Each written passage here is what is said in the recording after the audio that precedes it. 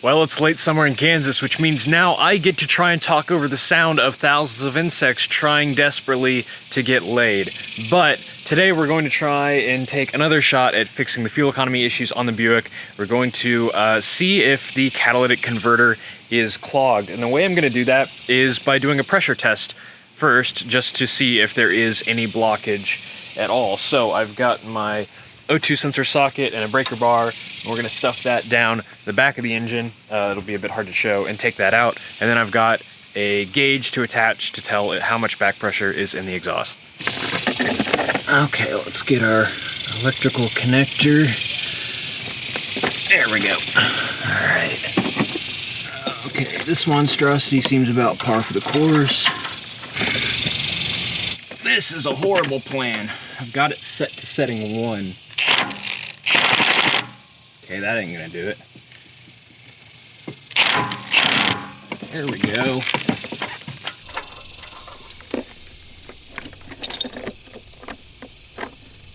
So what I'm gonna use to check my exhaust back pressure is actually this fuel pump test meter. Now the reason I'm using this is because you can see it has rather large deviations from 1 to 10 psi max, which means I should be able to fairly precisely tell where I'm at. Anything larger than 3 psi or any reading greater than 3 psi is going to be a problem.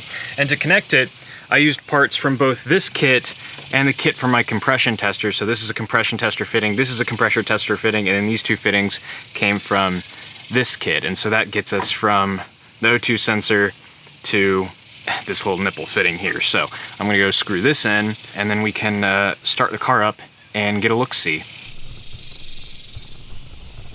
All right, there we go. And of course, none of this is rated for anywhere near this kind of heat. So this is gonna have to be a very quick test. And of course, it's 98 degrees out here with a 50% humidity. So I am absolutely roasting as well. I'm gonna face that way so I can easily see it from the driver's side when I come around. So I'm gonna start the car.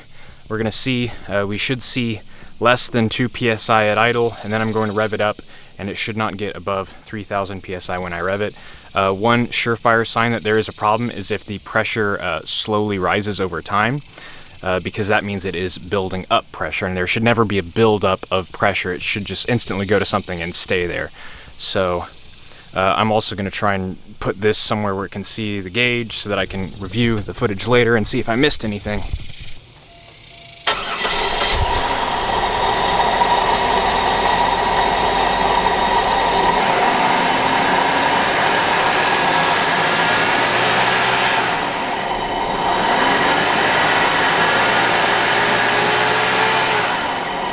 Crap. I was really hoping for something more definitive than that. It seems like the exhaust is flowing just fine.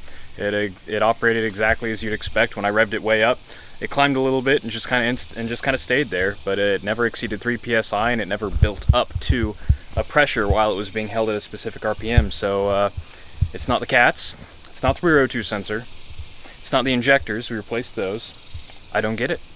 Maybe it's the MAF. Right now it's operating, it's tuned to operate in open loop all the time. I guess I'll buy a new MAF. That's really the only thing I can think of, but the readings are fine. Like, my MAF reads a correct amount of air at idle versus what other cars read. Even, because, Zeph has a Park Avenue Ultra, just like this one, on E85, just like this one. He gets more than twice my fuel economy. Our MAFs read the same. I have a brand new O2 sensor. It makes no sense. So, I'm unsure. It's the same day, but now it's like a rain apocalypse that just came out of nowhere. This was not on the forecast, but here we are. I did figure something out with some of the help with the guys on the 3800 Performance Facebook page. I showed them what my data logs looked like while going down the road, and none of the sensor data looked wrong, but the car was not giving near enough timing to the engine. It was like 12 degrees before top dead center while just cruising at like 10% engine load. And apparently it's supposed to be more like 40 degrees before top dead center. So basically the engine is just making zero power because of that limp-wristed timing advance on the highway, and so it's using more fuel to maintain speed, as I understand it. So now the question is, what's making it do that? Why is it pulling so much timing? Knock retard, just fine. There's 0 degrees of KR, but for some reason, it is just thinking it needs to have no timing. So something we might actually do at this point is try swapping in a different ECU altogether if we're not able to figure it out using HP tuners. So I'm going to go collect a Zeph, and we're going to see what we can find out. And wow, I look really good in this lighting, actually. Kind of got the sun setting beneath the clouds over there. Nice. I know these cars are boats, but this is kind of ridiculous. Whatever civil engineer is responsible for the drainage in this part of Wichita failed miserably. Well, we got HP tuners pulled up after about 20 minutes of messing around with trying to get the license file figured out and updating the cable for absolutely no reason, and we disabled something like transmission torque abuse tables. 0 this table.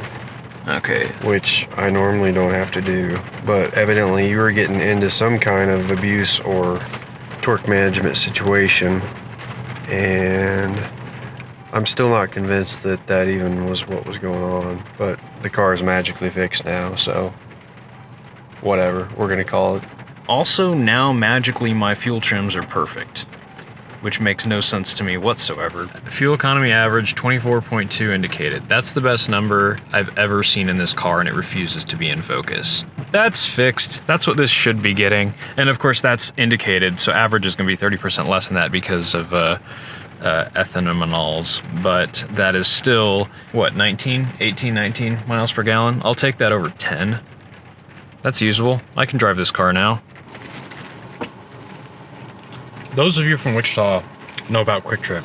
Those of you not from Wichita are missing out because best gas station ever.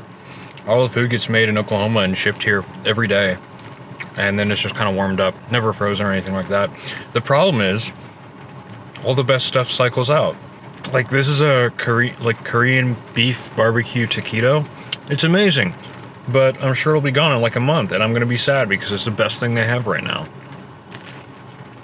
They do this with the bratwurst too. It's the worst.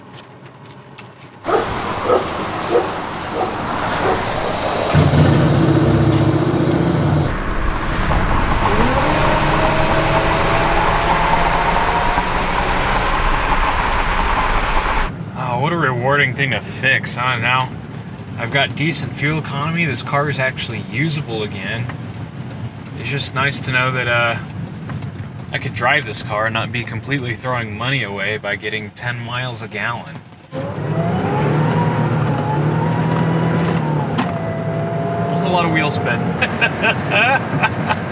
Oh, what is traction? We did drive through the city a bunch and got 21 miles per gallon indicated. So 21 city, 26 highway indicated. So that's like, 16 city, 20 highway. When you take into account the fact that the E85 is going to get worse fuel economy, but also the E85 is a lot cheaper. So, you've got 109 octane equivalent going on here, except not really because chemistry, a whole bunch of stuff going on there that I don't understand. But what I do understand is corn juice make Buick go wee, and now I can start to concentrate on making it go more wee. Concentrate on making it go faster. We're gonna do some supporting mods, and then we're gonna throw some sauce at it, and we're gonna see what she does. But that is for a future episode. I'm gonna go feed my cats. Thanks for watching.